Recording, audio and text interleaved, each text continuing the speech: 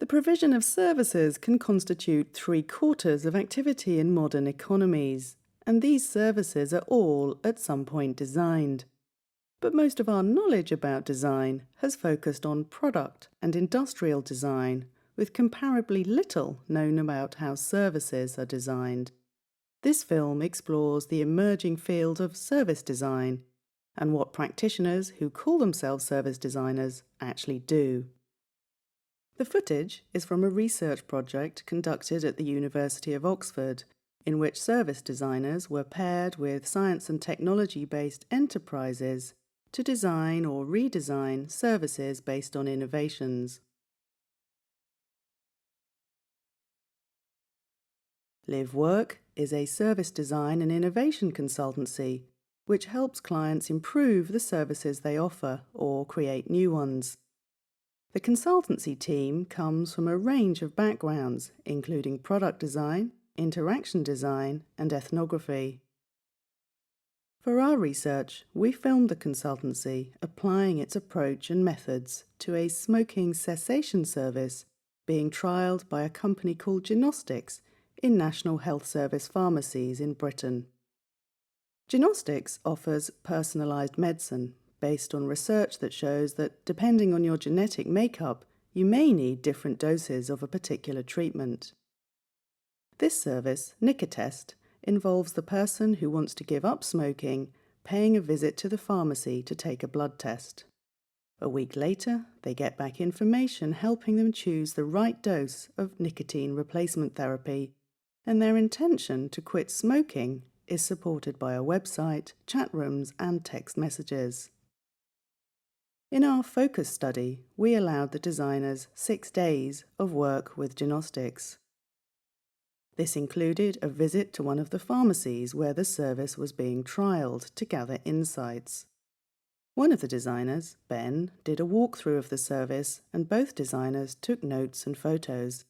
If they had had more time, they said they would have observed and interviewed smokers and other stakeholders involved in the service.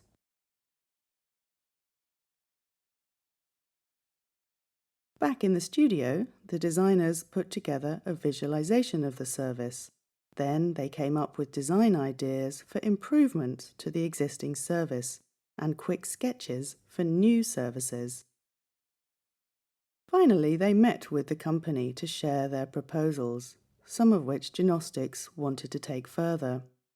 Our research ended here, but in their usual projects, the designers' next stages might involve co-design workshops with stakeholders and prototyping aspects of the service to test and refine ideas. We noticed the service designers did 3 things that distinguished their work from that of others.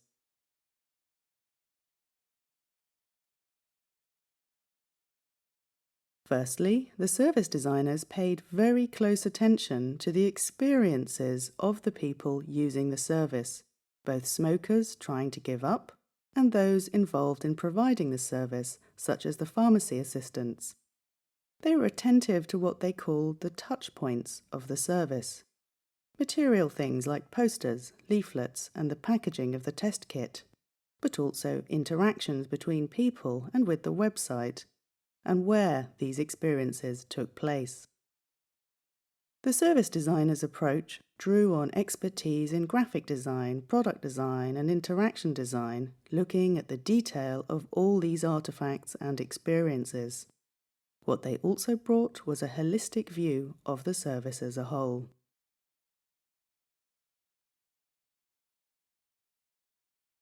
Secondly, the designers made the service tangible and visible.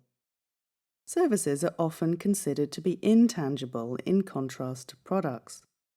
In the studio, they created an assemblage which arranged the touchpoints as a linear narrative. Making what they call the customer journey or blueprint visible in this way offered a space for thinking about the service and how the human experience connected to the organization's resources.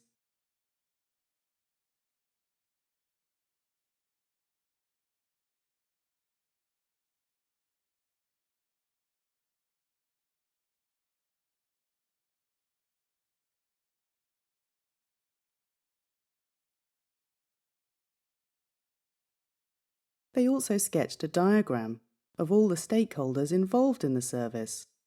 What was interesting was how these diagrams showed both people, processes, and artifacts as if they could not be separated, as if you can't think about a service without thinking about how people are entangled with things and things with people.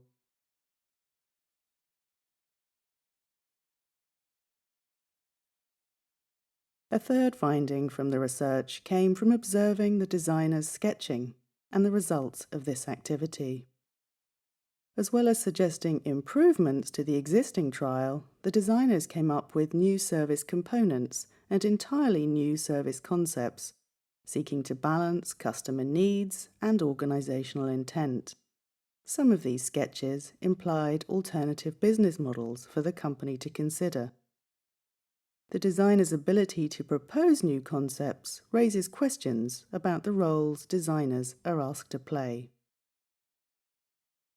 This film provides a glimpse of one short project which engaged service designers with the design of a technology-based service originating in scientific research. Their practice is recognizable as design, but it has a focus on experiences and interactions rather than products, and it seeks to balance aesthetics and human needs with organizational capabilities. For organizations wanting to innovate in services, service designers and their practices may offer important new ways to create value.